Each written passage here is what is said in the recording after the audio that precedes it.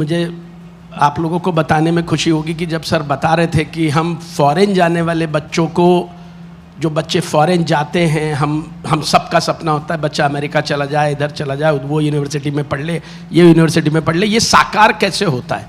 अगर मैं ये बताऊंगा नहीं तो शायद आपको सीएम सर का ड्रीम और उनका एग्जीक्यूशन इसमें कहीं ना कहीं थोड़ी तफावत लगेगी। मैं आपको बताऊं कि हम सब, नवभारत उसका हेडक्वार्टर नागपुर, सर नागपुर में बॉर्न एंड बॉटअप, हम सब नागपुर में बॉर्न एंड बॉटअप। हम लोगों के लिए पुणे सिम्बायोसिस में पढ़ना, मुंबई में किसी कॉलेज में एडमिशन होना, उसके लिए हमें एक दुख सहन करना पड़ता था।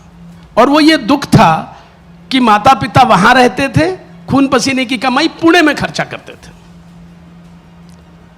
पिछले 4 साल पहले कुआं प्यासे के पास आ गया, सिम्बायोसिस नागपुर में शुरू हो गया। अब जब हम बात करते हैं, उनकी पहली बैच सर अभी पास आउट भी हो गई, और सिम्बायोसिस का मैं आपको उदाहरण इसलिए दे रहा हूं कि जब सर बोलते हैं कि प्यासा कुएं के पास नहीं जाएगा, ये वो दौर है जब कुएं को प्यासे के पास आना पड़ेगा। और मुझे ऐसा लगता है कि सर के जितने ड्रीम्स हैं, तो मैं सर आपसे जानना चाहता हूं कि ये 2014 से 19 के बीच में हमें एयरपोर्ट से मंत्रालय आने को, 14 में जब आपकी शपथ में आए थे तो 1.25 घंटा लगता था सर। फिर उसके बाद उसके बाद जब आए 2022 में आए तो हमको 25 मिनट में आ गए। और मुझे लगा आज तो मैं सुबह एयरपोर्ट से निकला जब यहाँ से आने के लिए, तो मेरे ड्राइवर को पूछा आज अपन सही रास्ते पे हैं कि नहीं, क्योंकि रास्ता इतना खाली है। There was a public meeting in which he said wherever from point A to point B in the entire of MMR 59 minutes. 59 minutes. मैं actual I'm going on that question sir. वो जो आपका ड्रीम था जो first phase में आपने complete किया, जिसमें इंफ्रास्ट्रक्चर एक मेजर वो था, 2024 से 29 में आपका प्रायोरिटी सेक्टर क्या है, अदर देन ये जो आपने बताया कि ये जो सब कुछ हो रहा है? और एक उसमें अगर आप उसको जवाब दे सके कि जो सर ने भी पूछा, एफोर्डेबिलिटी फॉर एवरीवन, यानी for corporates, for business persons, for investors, for policy makers and everyone. देखिए, अर्थव्यवस्था को अगर हमें गतिशील करना है तो 2 चीज़ें महत्वपूर्ण होती है, ये दुनिया ने दिखाया है। एक, इंफ्रास्ट्रक्चर लेड ग्रोथ, जिसमें फिर पोर्ट लेड डेवलपमेंट भी आता है, जिसमें roads, airports, electricity, irrigation, transportation, logistics, ये सारी चीज़ें आती है। तो एक और इंफ्रास्ट्रक्चर लेड ग्रोथ है, और दूसरी जगह पॉलिसी लेड इंडस्ट्रियलाइजेशन है। तो पॉलिसी लेड इंडस्ट्रियलाइजेशन, और जब इंडस्ट्री की बात हम करते हैं तो industry is no more just manufacturing. Industry 4.0 ने सर्विस और इंडस्ट्री सेक्टर में जो अंतर था वो समाप्त कर दिया है। तो इसलिए अब जैसे महाराष्ट्र में हमारी सरकार आने वाले 15 दिनों में 14 न्यू पॉलिसीज़ ला रही है, 14। ये 14 पॉलिसीज़ ऐसी पॉलिसीज़ होगी जो 14 सेक्टर्स को इन्वेस्टमेंट के लिए खुला कर देगी। तो मुझे लगता है कि इस बार भी हमारा इंफ्रास्ट्रक्चर लेड ग्रोथ ये तो कंटिन्यू ही होगा।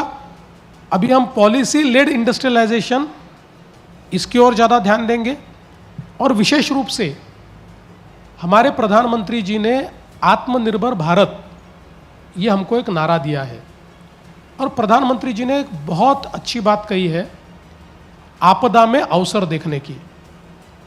जिस दिन से अमेरिका ने हमारे ऊपर टैरिफ लगाए हैं, उस दिन से प्रधानमंत्री जी ने कहा है कि इसको आपदा मत समझिए, इसको अवसर समझिए। और मैं ऐसा मानता हूं कि महाराष्ट्र के लिए तो ये सबसे बड़ा अवसर है। प्रधानमंत्री जी के नेतृत्व में हम लोगों ने अब काम शुरू किया है। हम लोग ईज ऑफ डूइंग बिजनेस में 100 रिफॉर्म्स करने वाले, 100 रिफॉर्म्स। हम लोग ये चाहते हैं कि किसी के लिए भी इन्वेस्टमेंट करना एक बहुत स्मूथ प्रोसेस होनी चाहिए। सरकार जितनी डीरेगुलेट कर पाए उतना डीरेगुलेशन करना चाहिए। जितना सेल्फ सर्टिफिकेशन पे ले जाए उतना हम करना चाहते हैं, जितना रैंडमाइज कर सकते हो उसको करना चाहते हैं, जितना स्टैंडर्डाइज कर सकते हो उसको करना चाहते हैं।